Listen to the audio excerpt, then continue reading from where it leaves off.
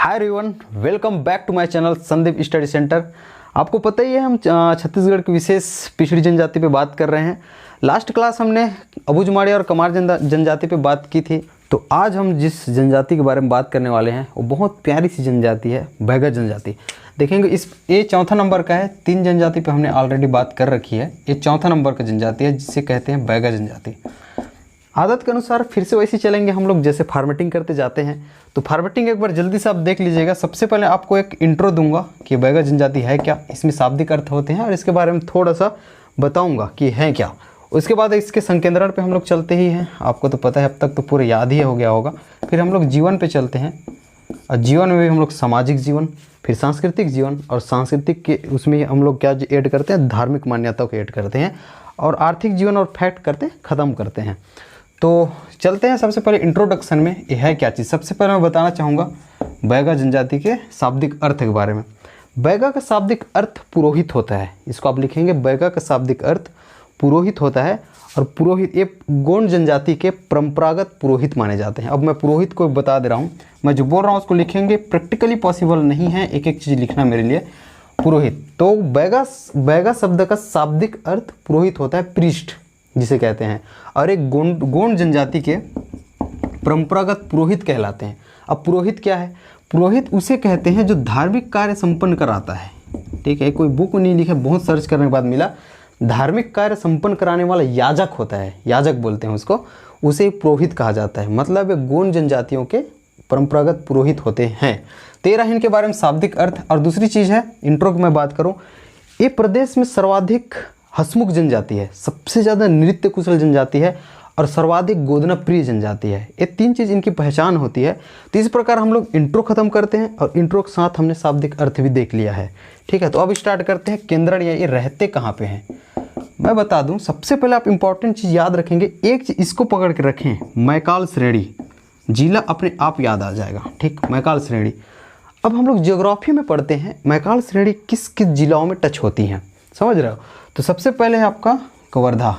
In fact Mungeli है इसके ऊपर, मुंगेली, कवर्धा, राजनांदगांव। ये आप बोल सकते हो छत्तीसगढ़ के पश्चिमी हिस्से में है। क्या कहा मैंने? मुंगेली, कवर्धा, राजनांदगांव।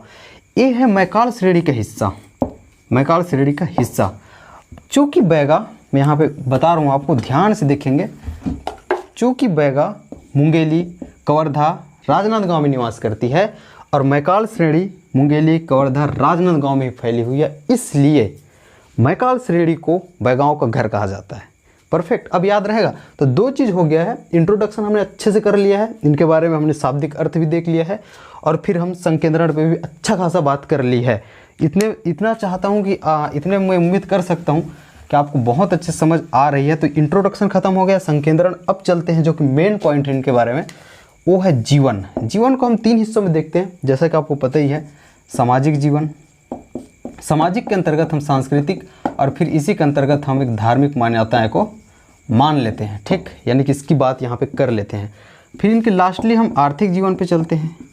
आर्थिक जीवन के बाद मिसलेनियस पॉइंट, या फिर अनदर फैक्ट बोल सकते हो, या फिर फैक्ट के रूप में इसको हम लोग लिखते हैं। तो हम लोग सबसे चलते हैं सामाजिक, सांस्कृतिक, धार्मिक जीवन बोले तो सोशियो, फिर आप बोल सकते हो cultural and religious life of Baigas. तो यहाँ पे जाने के बाद इसके एक और फॉर्मेटिंग मैं आपको देता हूँ, यहाँ तक एकदम क्लियर है। इसके बाद देखेंगे कि सामाजिक, सांस्कृतिक और फिर धार्मिक जीवन में हम लोग क्या पढ़ने वाले हैं। तो सबसे पहले देखिए, हम लोग तो बैगा जनजाति की उपजाति पे बात करेंगे। दूसरी चीज़ विवाह पे बात करने वाले हैं। तीसरी चीज़ की मैं बात करूँ तो एक कपची, इसको लिखेंगे, हाँ मैं बताऊँगा। उपजातियाँ लिख के रखेंगे, सेकंड चीज़ है विवाह या लिख के रखेंगे, और तीसरा चीज़ है कपची, मैं बताऊँगा होता क्या है। ठीक है, फिर चौथा चीज़ है आपका गोदना, ये बहुत इंपॉर्टेंट है। फिर 5वां चीज़ आ जाएगा आपका नृत्य, इनके बारे में कौन कौन से नृत्य है। 6वां चीज़ आता है खान पान। ये मैं इसलिए लिख रहा हूँ, ये अलग मत सोचना, पहले जनजाति में से लिखाए नहीं थे, अब लिखाया जा रहा है। ये बहुत इंपॉर्टेंट ट्राइब है, इसके अलग अलग चीज़ है, बहुत इंटरेस्टिंग चीज़ है। अब इसको बस लिख के रखेंगे, ऐसे ही रिवाइज करेंगे, बहुत काम आने वाला है। तो इनकी उपजातियाँ, विवाह, कपची, फिर गोधना, नृत्य, खान पान के बारे में लिखेंगे, फिर जाति पंचायत।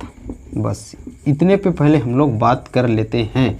तो यही ओवरऑल हो जाएगा आपका सामाजिक सांस्कृतिक जीवन के अंतर्गत। अब 1 बाय 1 चलो चलते हैं और आपको समझाने की कोशिश करते हैं उम्मीद मैं करूँगा आपको बहुत अच्छे समझ आने वाली है। तो सबसे पहले उपजातियाँ देखेंगे आप, ये उपजातियाँ हैं, ठीक है।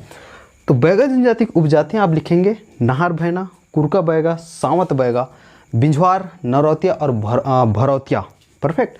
तो मैं एक बार लिख के, ये चीज़ ज़्यादा आपको लगेगा, नरौतिया और फिर भरौतिया, ठीक है। इसके बाद मुझे नहीं लगता है कि आपको बताने की ज़रूरत है, एक एक चीज़ नहीं लिखूंगा। नरौतिया भरौतिया लिखेंगे, उसके बाद बिंझवार, सावंत बैगा, कुरका बैगा, दूध भैना भी एक मिलता है, ये सब चीज़ आप लिख लेंगे। तो इनकी उपजाति हो गई। उपजाति से रिलेटेड हम लोग इस चीज़ पे बात कर ली है। सेकंड चीज़, विवाह पे हम लोग चलते हैं, अच्छे से देखेंगे। ये विवाह बहुत इंपॉर्टेंट हो जाता है। एक टर्म यहाँ पे मैं बात करूँगा, उसका नाम है खर्ची। आपको दिख रहा होगा खर्ची, वाकई में खर्चा वाला ही है। देखेंगे क्या होता है। पहाड़ी कोरवा जनजाति में हमने वधु मूल्य पे बात करी थी, आपको याद है। वधु मूल्य क्या होता है? वर पक्ष के द्वारा वधु पक्ष को तेल, गुड़, चावल, जो भी अनाज है प्लस कुछ रकम दिया जाता है, उसे वधु मूल्य कहते हैं। तो वैसे ही बैगा जनजाति में भी दिया जाता है वधु मूल्य, ठीक है। वधु मूल्य इनमें भी दिया जाता है, लेकिन इसका नाम खर्ची है बस। तो अब ये एलिब्रेट करने की ज़रूरत नहीं है, समझ गए खर्ची क्या होता है। तो इनमें भी विवाह वधु मूल्य चुकाने पर ही होता है, यानी कि खर्ची। अब विवाह के स्वरूप क्या क्या है इनमें, ठीक है। ये दो तीन चीज़ पे हम लोग बात करेंगे। एक है लमसेना, इसको याद रखेंगे आप, लमसेना विवाह। दूसरा है आपका खड़ौनी विवाह, लमसेना विवाह, खड़ौनी विवाह, और उसके बाद आप बोलेंगे साहपलायन, ठीक है। ये तीन चीज़ पे अभी बात करके रखेंगे।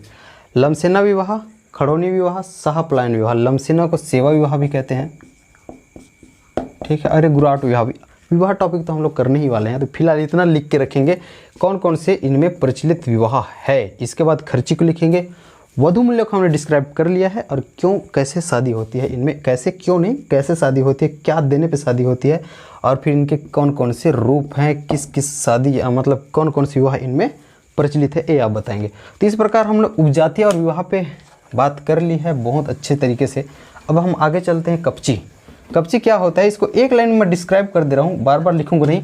बस बैगा जनजाति की महिलाएं जो वस्त्र धारण करती हैं, यानी कि बैगा जनजातियों की महिलाओं के कपड़े कपची कहलाती है, बस इसलिए मैं यहाँ पे लिखाया था, ठीक है। वस्त्र भी लिखा सकता था, लेकिन कपची देखोगे तो आपको याद आ जाएगा। फिर देखते हैं गोधना।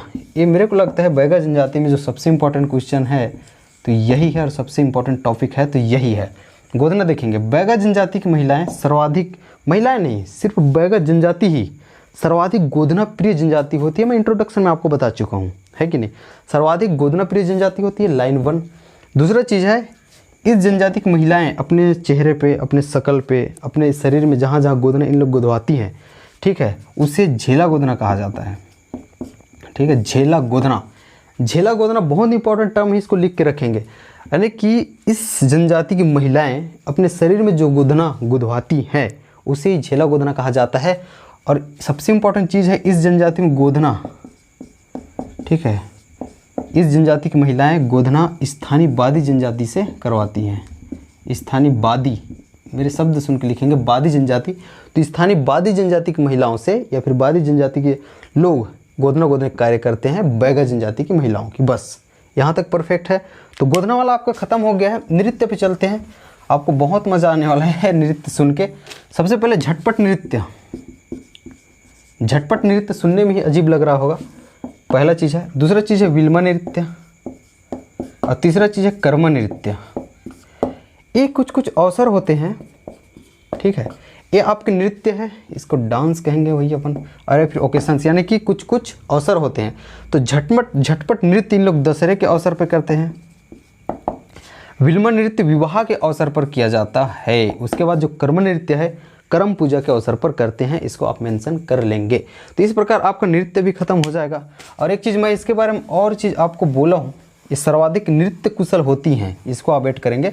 सर्वाधिक नृत्य कुशल जनजाति कौन सी है, क्वेश्चन जरूर बन सकता है, इसको आप ऐड करेंगे। तो अब हम चलते खान पान। ये बड़ा अजीब लग रहा होगा आप लोग को, ये खान पान क्यों लिखा है इंसान, मैं अभी बताता हूँ क्यों लिखा हूँ। अलग अलग समय में इन लोग अलग अलग समय में जो जो भोजन करते हैं उसका नाम ही अलग अलग है। इतनी इंटरेस्टिंग है जनजाति, समझ रहे हो। जैसे कि इन लोग सुबह भोजन करते हैं, या फिर नाश्ता ही ले लो, और फिर दूसरा चीज़ आप ले सकते हो दोपहर में, ठीक है, और तीसरा आप ले सकते हो रात में। सबसे पहले बता दूं, इसके पहले एक लाइन लिखना है, इनके प्रमुख भोजन भाजी और खिचड़ी है, ये फर्स्ट लाइन है। सेकंड चीज़ लिखेंगे, इनके सुबह का भोजन बासी कहलाता है, सुबह का भोजन बासी कहलाता है, दोपहर का भोजन पेज कहलाता है, और रात का भोजन बियारी कहलाता है।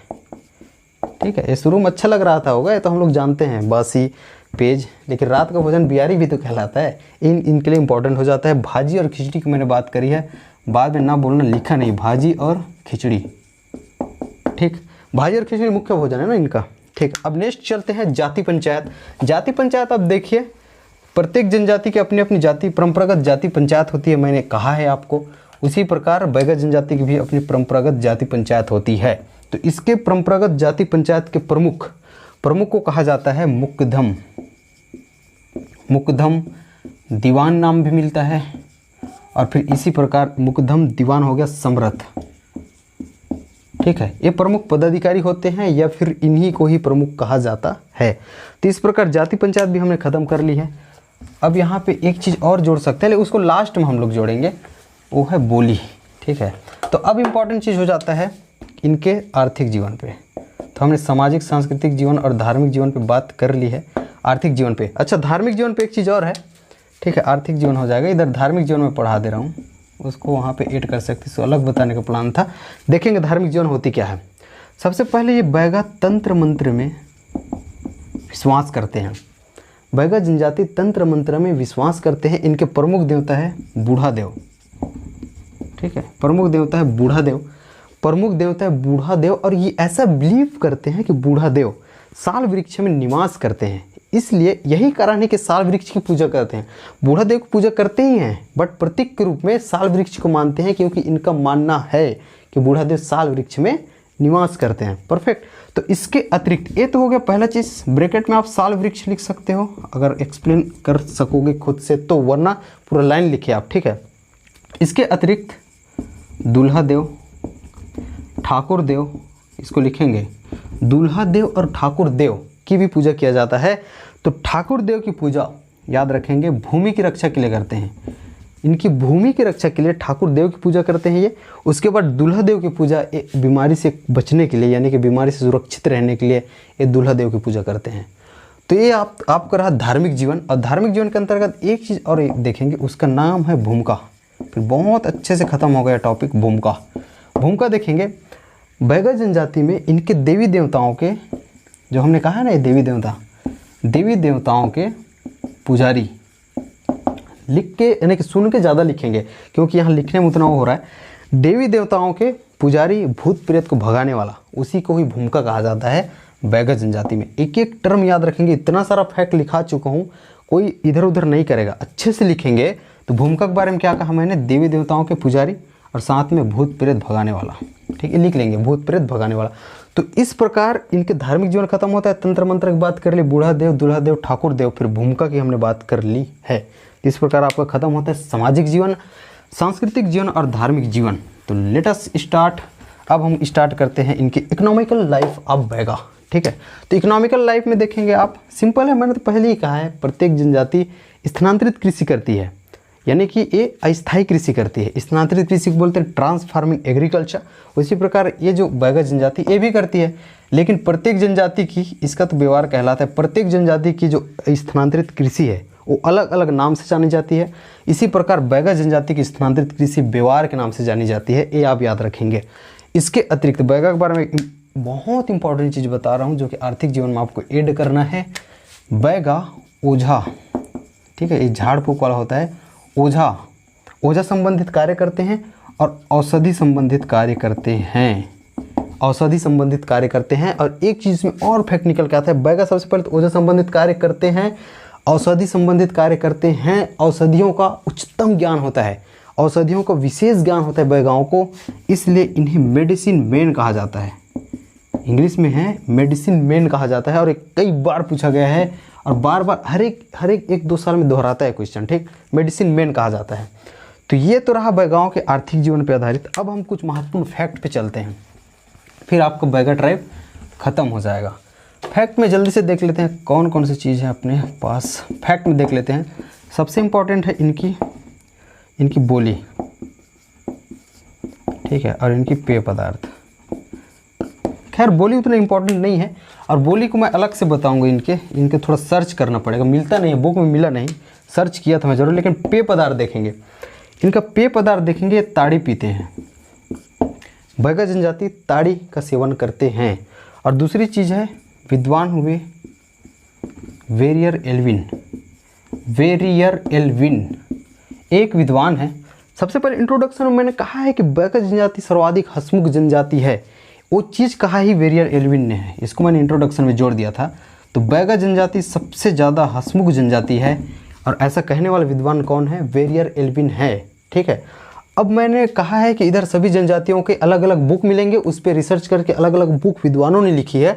उसी प्रकार ये वेरियर एल्विन के द्वारा बैगा जनजाति पर एक बुक लिखी गई है, उस बुक का नाम है द बैगा, ठीक है, द बैगा। तो इस प्रकार बैगा जनजाति अब समाप्त होता है। आई होप कि ये वीडियो आपको बहुत पसंद आएगी। प्लीज़ लाइक करेंगे, सब्सक्राइब करेंगे, और आपको बहुत अच्छा समझ आ रहा है, आपको बहुत अच्छा लग रहा है तो प्लीज़ कमेंट बॉक्स में लिख के बताइए। और कुछ भी डाउट हो बैगा जनजाति को लेकर, या फिर इससे पहले जो भी जनजाति पढ़े हैं उसको लेकर आपके मन में कुछ भी सवाल हो तो प्लीज़ आपका स्वागत है, कमेंट बॉक्स में ज़रूर लिख के बताइए। Thank you so much.